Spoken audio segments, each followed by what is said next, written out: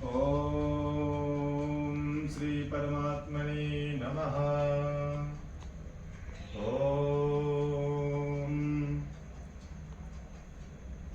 भक्तार्तिनाशन पराय गणेश्वराय सर्वेश्वराय शुभदाय सुरेश्वराय विद्याधराय विकटाय च वामनाय भक्त प्रसन्न वरदाय नमो नमस्ते।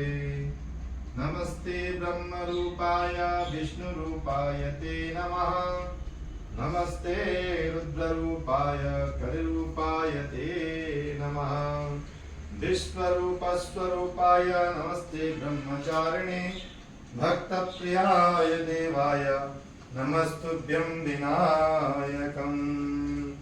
ओम श्री परमात्मने नमः। नाहं वसामि वैकुंठे योगिनां हृदयेन च मद्भक्त्या यत्र गायन्ति तत्र तिष्ठामि नारदः। बोलिए लक्ष्मी नारायण भगवान की जय। एकादशी महात्मा की जय। धर्मराज युधिष्ठिर ने कहा कि हे माधव, भाद्रपद मास के शुक्ल पक्ष की एकादशी का नाम तथा उसका विधि और विधान महात्मा विस्तार पूर्वक जानने की मेरी अति इच्छा है। कृपा करके इस बारे में आप कुछ बताइए। भगवान श्री कृष्ण कहते हैं, हे राजन, सब पापों को नष्ट करने वाली और स्वर्ग प्रदान करने वाली उत्तम वामन एकादशी का महात्मा मैं तुमको कहता हूँ। ध्यान पूर्वक सुनो।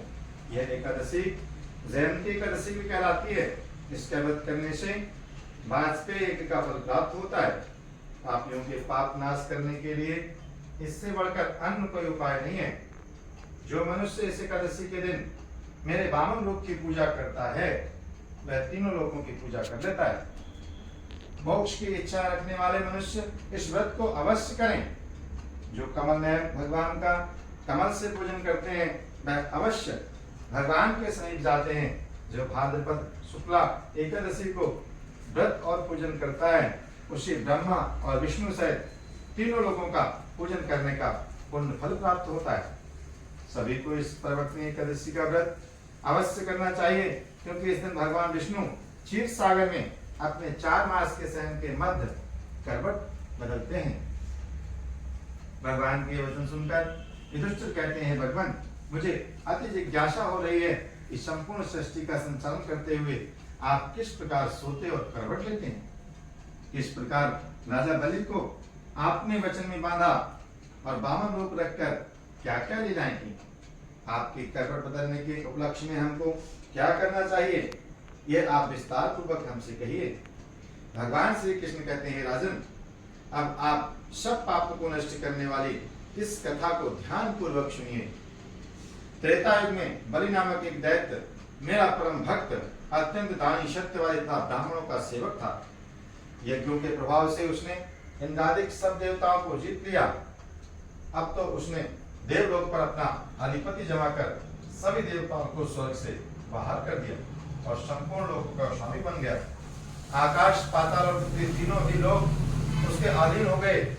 तब देवर्षियों सहित इंद्रादि सब देवता भगवान के पास जाकर उनका पूजन कर स्तुति करके कहते हैं, हे, उन्होंने राजा बलि के अत्याचारों से मुक्ति दिलाने की भगवान से प्रार्थना की। भगवान ने वामन रूप धारण कर अवतार लिया और राजा बलि से 3 पग भूमि मांगी और फिर अपने तेजस्वी रूप से राजा बलि को पाताल लोक में भेज दिया। यह वार्ता सुनकर राजा युधिष्ठिर ने पूछा, हे जनार्दन, आपने वामन रूप धारण करके उस महाबली दैत्य को किस प्रकार जीता। भगवान श्री कृष्ण कहते हैं, मैंने वामन रूप धरकर बलि से 3 पग भूमि की याचना करते हुए कहा कि मुझको 3 पग भूमि दे दो, इससे तुम्हें 3 लोगों के दान का पुण्य प्राप्त होगा। राजा बलि ने इसको तुच्छ याचना समझकर मुझसे कहा कि 3 पग भूमि तो कुछ भी नहीं होती। मैंने उससे 3 पग भूमि देने का संकल्प लेकर अपने त्रिविक्रम रूप को बढ़ाकर भूलोक में पद, भूलोक में पेट, जनलोक में हृदय, यमलोक में कंठ की स्थापना कर सत्य लोक में मुख और उसके ऊपर मस्तक स्थापित किया। सूर्य चंद्रमा आदि सब ग्रहों, योग नक्षत्र, इंद्रादि देवताओं और शेष आदि सब नागगणों ने विविध प्रकार से वेद सूक्तों से प्रार्थना की। 2 पग नापने के बाद मैं राजा बलि का हाथ पकड़कर कहा, राजन, एक पद से पृथ्वी और दूसरे से स्वर्ग लोक पूर्ण हो गए, अब तीसरा पैर कहां पर रखूं? तब बलि ने अपना सिर झुका लिया और मैंने अपना पैर उसके मस्तक पर रख दिया। इससे मेरा वह भक्त पाताल को चला गया। उसकी विनती और नम्रता को देखकर मैंने कहा, हे बलि, मैं सदैव तुम्हारे निकट ही रहूंगा। विरोचन के पुत्र बलि के कहने पर वहां पर भाद्रपद शुक्ल परिवर्तनी एकादशी के दिन बलि के आश्रम पर मेरी मूर्ति स्थापित हुई और दूसरी क्षीर सागर में शेषनाग की पीठ पर हुई। कथा सुनाने के पश्चात भगवान श्री कृष्ण कहते हैं कि हे दुष्टन, इस एकादशी को भगवान शयन करते हुए करवट लेते हैं, इसलिए लोकी के नाथ विष्णु भगवान का आज विशेष पूजन किया जाना चाहिए। उनके निमित्त तांबा, चांदी, चावल और दही का दान उचित है। रात्रि को जागरण अवश्य करना चाहिए। जो इस प्रकार व्रत करते हैं वे सब पापों से मुक्त होकर स्वर्गलोक को जाते हैं। उनका चंद्रमा के समान निर्मल यश संसार में फैलता है। जो पापों को नष्ट करने वाली इस कथा को पढ़ते अथवा सुनते हैं उनको भी 1000 अश्वमेध यज्ञ का फल प्राप्त होता है। इसलिए एकादशी की व्रत को श्रद्धा पूर्वक करना चाहिए। भगवान विष्णु उसे सांसारिक सुख के साथ साथ अंत में अपने श्री धाम को भेजते हैं। इसलिए भगवान विष्णु के श्री चरणों में अपने मन को लगाते हुए भगवान से प्रार्थना करनी चाहिए कि हे परम पिता परमेश्वर, अपनी छत्र छाया, अपनी कृपा और अपना आशीर्वाद अपने बच्चों पे सदैव बनाए रखें। हम आपके श्री चरणों में कोटि कोटि प्रणाम करते हैं। जय श्री राधे कृष्णा।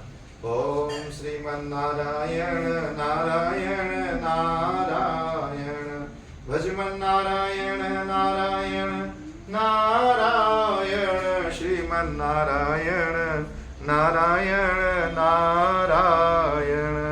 बोलिए लक्ष्मी नारायण भगवान की जय। एकादशी महात्मा की जय।